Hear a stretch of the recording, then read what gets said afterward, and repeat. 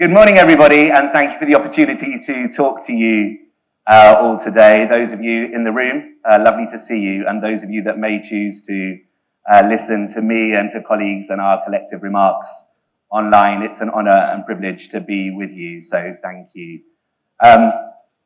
Inspired by the themes of the day, social justice, economic disparity, education, I'm not going to touch on health, but I wanted to talk about the importance of being you.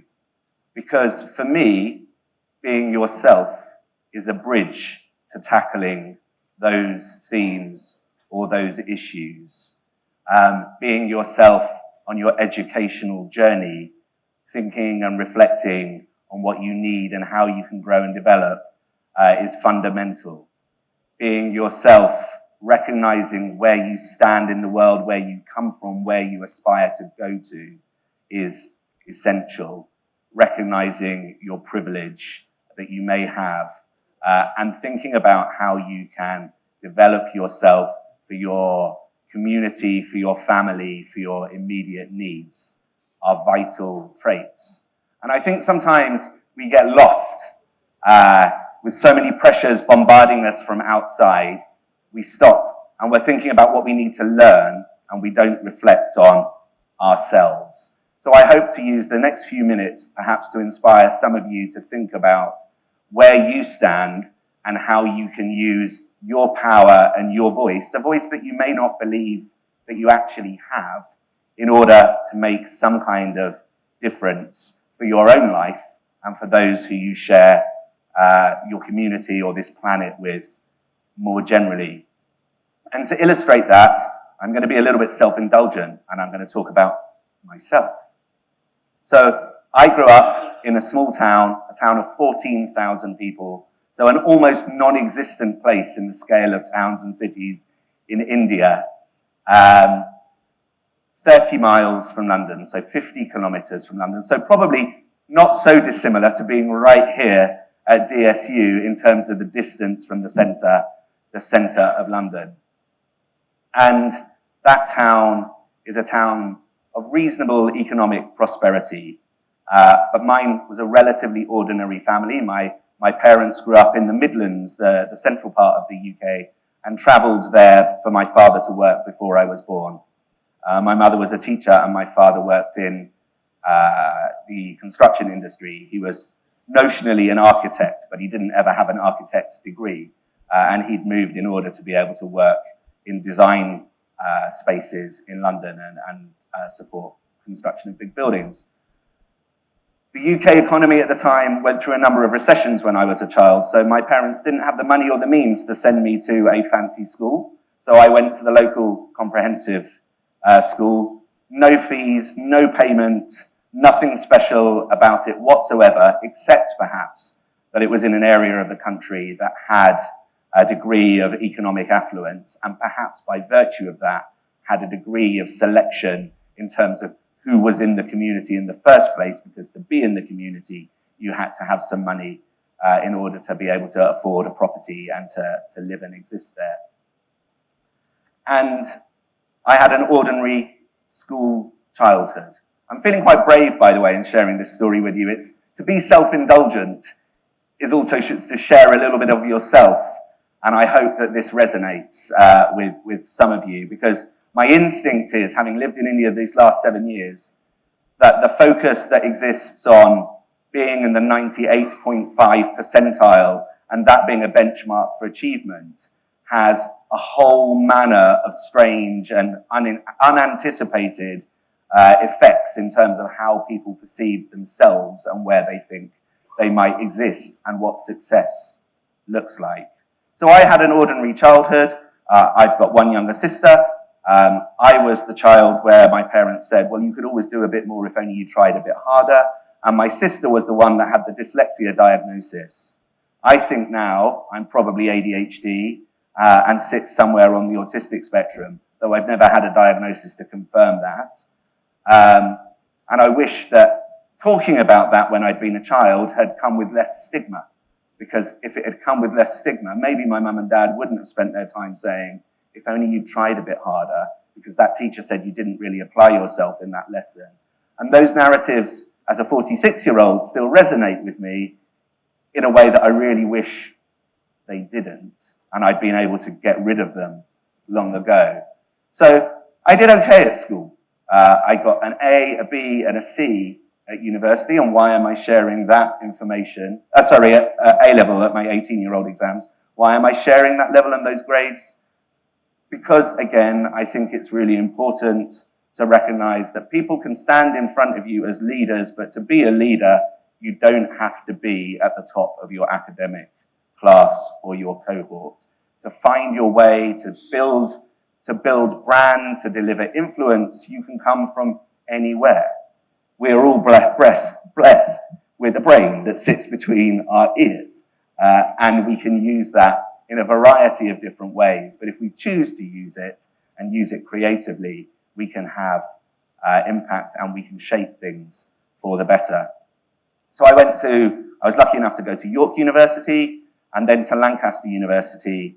And I could be using this time to talk about the UK educational system and what that means and what that gave me, but it's of little use to anybody in this room because you're not part of that system at the moment. You are here in India following the system that the education that DSU provides and the system that the government of India adheres to. What has struck me most about the education that I had, vis-a-vis perhaps the education that some of my colleagues have who I work most closely with in the British Deputy High Commission, is that the education I was given, I believe, encourages me to inquire and to inquire with confidence, to ask questions without fear of criticism for simply asking the question, and also to have a go, to try, and potentially to fail without repercussion. And as I observe friends and colleagues, people I work with and people in wider communities, I feel that coming to terms with the act of failure as a process or a milestone on a journey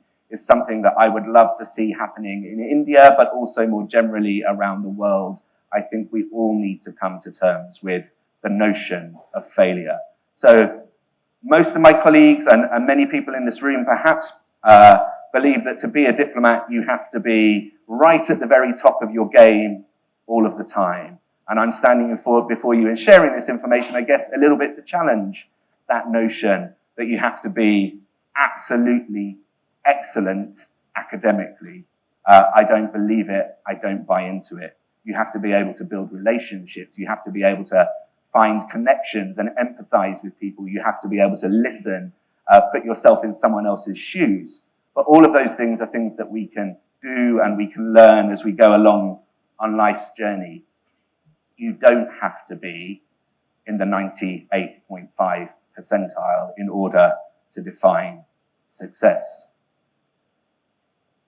My time in India has been shaped by relationships with many, many brilliant people.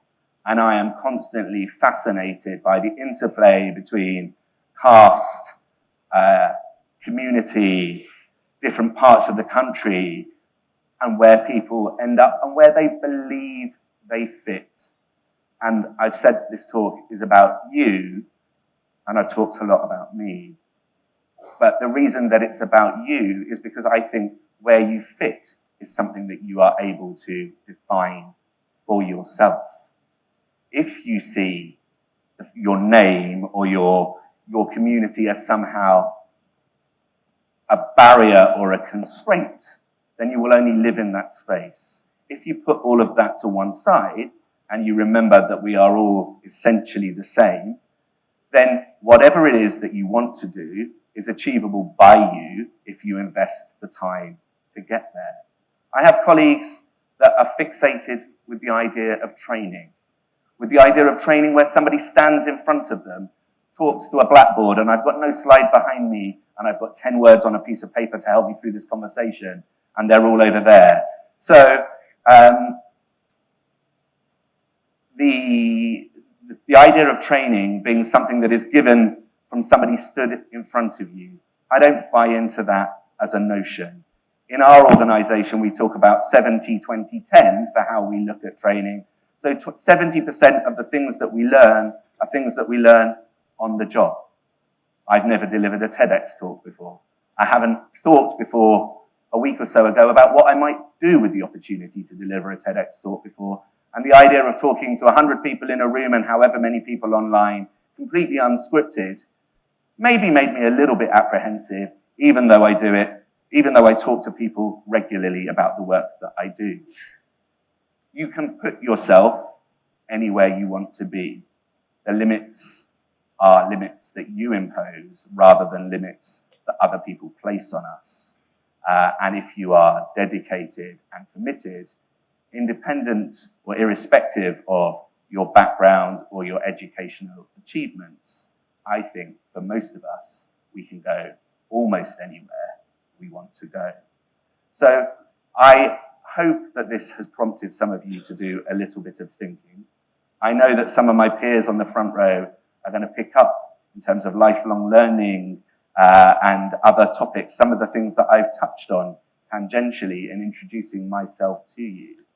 But I want everybody that's listening to this to think about themselves and to stop thinking about what you can't do or the things that you find challenging or the things that somebody told you you weren't going to achieve, and to start thinking about what you want to achieve and how you want to get there. My kid sister was very, very good at sports. So when I was at school, I focused all of my spare time in music and drama.